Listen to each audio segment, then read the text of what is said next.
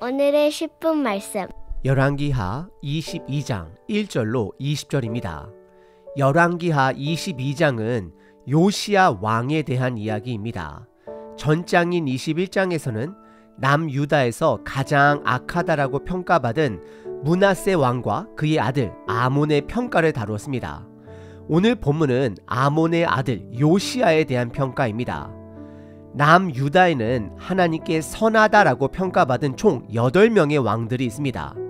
그들 중에 마지막 왕이 요시야입니다. 요시야 왕은 우리에게 어떤 상황에서도 포기하지 않는 자의 모범을 보여줍니다. 하지만 그의 개혁에도 불구하고 하나님께서는 이미 남유다에 대한 심판을 선언하셨습니다.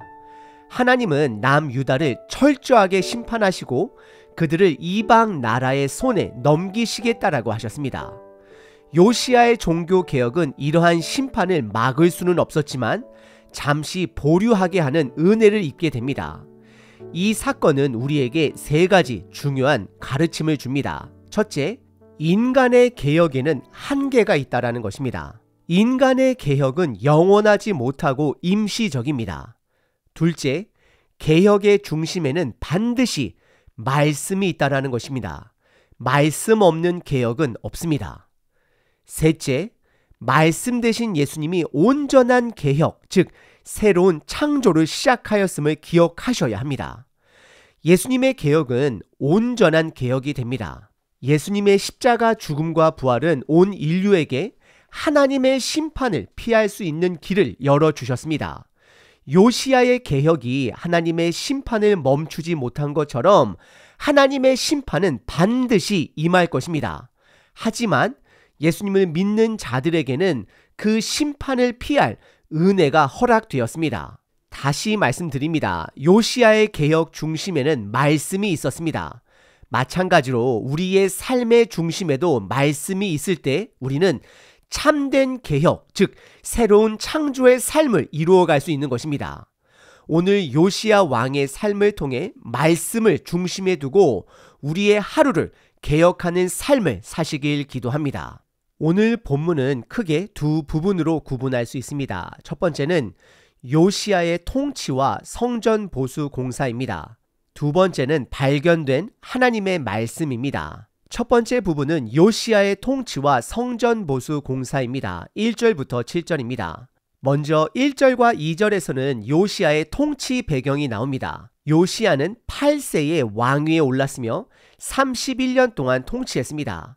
그의 아버지 아몬은 악한 왕으로 평가받았고 신하들에게 살해당했습니다. 이로 인해 요시야가 어린 나이에 왕이 되었음에도 불구하고 선한 왕으로 평가받은 것은 그 주변에 여호야다 제사장과 같은 하나님의 사람들이 있었을 가능성을 생각해 볼 수 있습니다.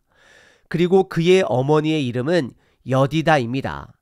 요시야에 대한 3가지 평가가 2절에 명확하게 나옵니다. 첫째, 그는 여호와 보시기에 정직하게 행하였다라고 기록합니다. 이 표현은 남유다의 선한 왕들에게 주어진 표현입니다. 둘째, 조상 다윗의 길로 행했다라고 평가받습니다. 다윗의 길로 행했다라는 평가를 받은 왕은 총 4명입니다. 아사, 여호사밧, 히스기야, 그리고 오늘 본문의 요시야 4명입니다. 그리고 셋째, 좌우로 치우치지 않았다라는 평가를 받습니다. 이 평가 표현은 남유다의 왕 중 요시야에게만 주어진 평가입니다. 이는 그가 주변 사람들 말에 흔들리지 않고 하나님의 말씀에 따라 일관성 있게 통치했음을 나타냅니다. 그리고 이어지는 3절서부터 7절에는 요시야가 성전 보수 공사를 명령한 사건이 나옵니다. 그 당시 성전은 하나님의 임재의 상징이었습니다. 요시야가 성전 보수를 명령한 것은 하나님을 향한 그의 마음을 보여주는 것입니다. 요시야는 통치 18년째 되는 해에 사반을 성전에 보내 대제사장 힐기야에게 성전에 드려진 은을 계산하라고 명령합니다. 그 은은 성전을 맡은 감독자들에게 주어 성전에 부서진 곳을 수리하도록 하게 합니다. 성전 보수에 참여한 사람들은 목수, 건축자, 미장이들이 있었으며 요시야 왕은 그들을 신뢰했습니다. 그래서 은혜에 대해 회개하지 말도록 명령합니다. 두 번째 부분은 발견된 하나님의 말씀입니다. 8절부터 20절입니다. 8절에서는 성전 보수 중 율법책이 발견됩니다. 대제사장 hil기야는 그 율법책을 사반에게 주었고 사반은 그 책을 읽습니다. 율법책이 발견된 사건은 개혁의 중심에 말씀이 있음을 강조하고 있는 것입니다. 9절과 10절에서 사반은 요시야 왕에게 성전 보수 상황을 보고하고 율법책을 발견한 사실을 전달합니다. 사반이 왕 앞에서 그 율법책을 읽자 요시야 왕은 말씀을 듣고 옷을 찢습니다. 우리는 이 말씀이 심판에 관한 내용임을 짐작할 수 있습니다.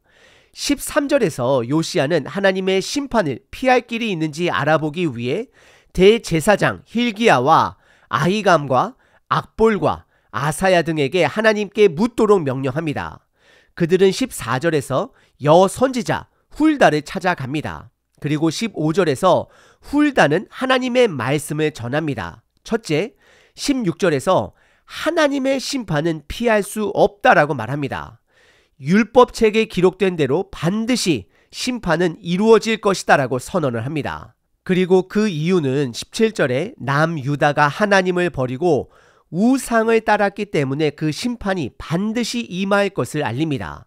소망이 없어 보입니다. 하지만 두 번째는 19절에서 요시야 왕이 하나님의 심판의 말씀을 듣고 마음이 부드러워져 옷을 찢고 통곡했기 때문에 요시야가 살아있는 동안에는 재앙이 임하지 않고 잠시 보류될 것이다 라고 전달합니다. 이 사건을 통해 율법책 앞에서 요시야와 백성들은 자신들의 죄를 깨닫고 회개했지만 하나님의 심판은 여전히 피할 수 없음을 드러냅니다. 다만 하나님의 은혜로 인해 요시야는 그가 살아있는 동안에는 심판을 보지 못할 것임이 선언되었습니다. 오늘 본문은 두 가지 중요한 가르침을 줍니다. 첫째, 하나님의 심판은 피할 수 없다라는 것입니다. 남유다의 요시야 왕이 아무리 훌륭한 개혁을 시도했더라도 이미 선언된 하나님의 심판을 완전히 막을 수는 없습니다. 그의 통치는 정직했고 좌우로 치우치지 않았으며 말씀에 충실했지만 그 역시 인간 왕이었고 그의 개혁에는 한계가 있었습니다. 둘째, 개혁의 중심에는 언제나 하나님의 말씀이 있어야 한다는 것입니다. 요시야의 개혁이 율법책, 즉 하나님의 말씀을 중심에 두었던 것처럼 우리 삶의 개혁도 마찬가지입니다. 우리가 변화받고자 할 때, 우리의 삶을 새롭게 하고자 할 때 그 중심에는 반드시 예수님이 있어야 합니다. 예수님의 십자가 사건을 통해 이루어진 개혁은 완전한 개혁입니다. 새 창조다라고 말할 수 있습니다. 이 개혁은 단지 심판을 보류하는 것이 아니라 심판을 피할 길을 우리에게 예비해 주신 사건이 됩니다. 요시야 왕의 율법책이 그의 개혁의 중심에 있었던 것처럼 우리 삶의 개혁의 중심에는 예수님이 계셔야 합니다.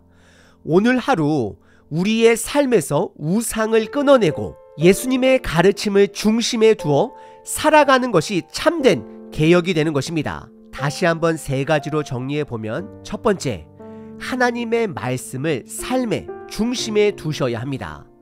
둘째, 우상들을 끊어내셔야 합니다. 마지막 세 번째, 예수님과 동행함으로 하나님의 심판에서 벗어나셔야 합니다. 로마서 12장 2절, 너희는 이 세대를 본받지 말고 오직 마음을 새롭게 함으로 변화를 받아 하나님의 선하시고 기뻐하시고 온전하신 뜻이 무엇인지 분별하도록 하라. 우리의 모범이 되신 예수님을 찬양합니다. 오늘도 말씀을 우리 삶의 중심에 두게 하시고 그 말씀으로 우리의 생각과 행동을 개혁하게 도와주시옵소서. 하나님의 뜻에 따라 변화되고 말씀을 통해 새롭게 되며 온전한 삶을 살아가게 하옵소서. 우리 안에 있는 모든 우상들을 제거하게 하시고 오직 예수님의 가르침을 따르며 살아갈 수 있도록 도와주시옵소서. 예수님의 이름으로 기도드립니다. 아멘. 항상 기뻐하라.